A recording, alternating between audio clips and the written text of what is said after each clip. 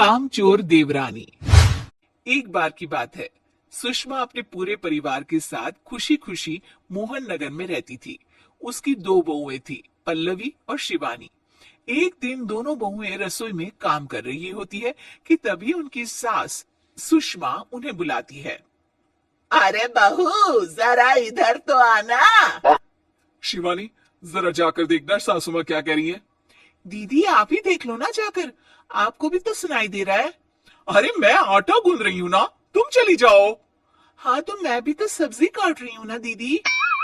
अरे बहू, जल्दी आओ। ओफो, ये तो जाएगी नहीं। मैं ही जाकर देखती हूँ कि क्या करना है। पल्लवी सुषमा के कमरे में जाती है। जी मम्मी जी, क्या हुआ? शाम को घर पर कुछ मेहमान आने वाले हैं, तो तुम अच्छा सा खाना बना लेना बहू। ठीक है मम्मी जी, आप बता दीजिए क्या क्या बनाना है और कितने लोग आ रहे हैं। सुनील की मौसी जी और उनका पूरा परिवार आ रहा है। कुल मिलाकर 3 लोग और हमें मिलाकर हुए 9 लोग। तो अभी से ही तैयारी करना शुरू कर दो।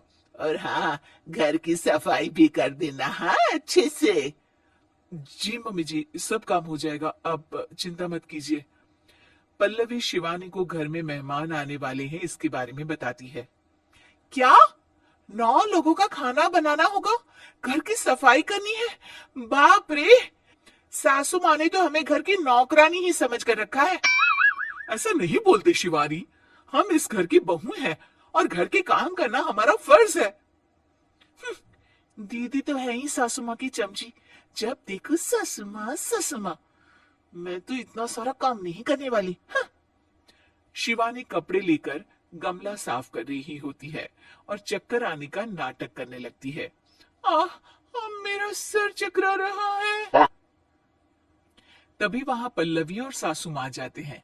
अरे बहू, क्या हो गया तुम्हें? मम्मी जी, बहुत तेज सर में दर्द हो रहा है। आ, आ, तुम एक काम करो शिवानी, आराम कर लो। नहीं नहीं दीदी, घर में मेहमान आने वाले हैं, मुझे आपकी मदद करनी चाहिए। अरे कोई बात नहीं शिवानी, तुम आराम कर लो, मैं सब काम कर लूंगी। ठीक है दीदी, अगर आप इतना कह रही हैं तो आराम कर लेती हूँ। शिवानी आराम से अपने कमरे में मैगजीन पढ़ रही होती है। इसे कहते हैं आराम की जिंदगी। इतना सारा काम। चलो सारा काम खत्म हो गया, शिवानी को देख आती हूँ। शिवानी अपने कमरे में ईयरफोन में गाने सुनते सुनते सो जाती है और उसके साइड में मैगजीन भी रखी होती है। पल्लवी वहां आ जाती है और वो सब देखती है। ओहो, तो मतलब सब काम चोरी का बहाना था। अभी बताती हूँ इसको। घर का सारा काम मुझे करना पड़ा और ये महारानी यहाँ मैगजीन पढ़ रही है, गाने सुन रही है। पल्लवी रसोई से एक प्लेट और चम्मच लेकर आती है और शिवानी को थाली बजाकर उठाने लगती है। शिवानी अचानक से उठती है। उठ गई महारानी, गाने भी सुन लिए, मैगजीन भी पढ़ ली। तुम तो बहुत बड़ी झूठी निकली शिवानी। तुमने सर दर्द का बहाना बनाया ताकि काम करने से बच सको। हाँ बनाया बहाना, तो क्या करती, इतने सारे काम करती। मुझे कोई शौक नहीं है चापलूसी का। क्या चापलूसी? तुम्हें लगता है कि मैं सारे काम चापलूसी के लिए कर रही हूँ? और नहीं तो क्या। तभी वहां सासू माँ आ जाती है। अरे बहू, वो लोग बस आने ही वाले हैं, तुम तैयारियां कर लो। जी सासू माँ, तुझे तो मैं बाद में देखती हूँ। सब खाना खाने बैठते हैं और खाना शुरू करते हैं। तभी सुनील की मौसी बोलती है। वाह भाई वाह, खाना तो बहुत ही अच्छा बना है सुषमा जी, एक एक चीज में क्या स्वाद है। ये सुनकर शिवानी मुंह बना लेती है। उसे अपनी जिठानी की इतनी तारीफ राज नहीं आती। आपकी बहुएं तो बहुत ही अच्छा खाना बनाती है। हाँ, बनाती तो दोनों ही अच्छा है, पर आज ना ये सारा खाना बड़ी बहू ने बनाया है।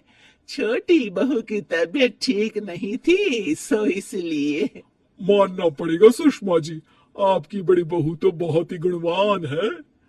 पल्लवी की तारीफ सुनकर शिवानी को जलन होती है। पल्लवी ये सुनकर खुश हो जाती है और शिवानी की तरफ देखकर उसे चिढ़ाती है। कुछ देर बाद मेहमानों के जाने का वक्त हो जाता है। मौसी जी सबके लिए उपहार लाई होती है, वो सबको शगुन के पैसे देती है और अंत में पल्लवी के पास आती है। तुम्हारे लिए शगुन का लिफाफा तो है ही, पर बहू तुम्हें एक और उपहार भी मिलेगा इतना अच्छा खाना बनाने के लिए। मौसी अपने सोने के कंगन निकालकर पल्लवी को पहना देती है। ये लो, ये मेरे मनपसंद कंगन है, अब से ये तुम्हारे हुए। आ, धन्यवाद मौसी जी।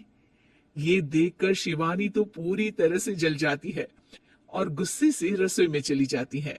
तभी वहां पल्लवी आ जाती है और उसे अपने कंगन दिखाने लगती है। देवरानी जी, अब आपका सर दर्द ठीक तो है ना? मुझे लगता है कि अब सर दर्द शुरू हो गया होगा आपका।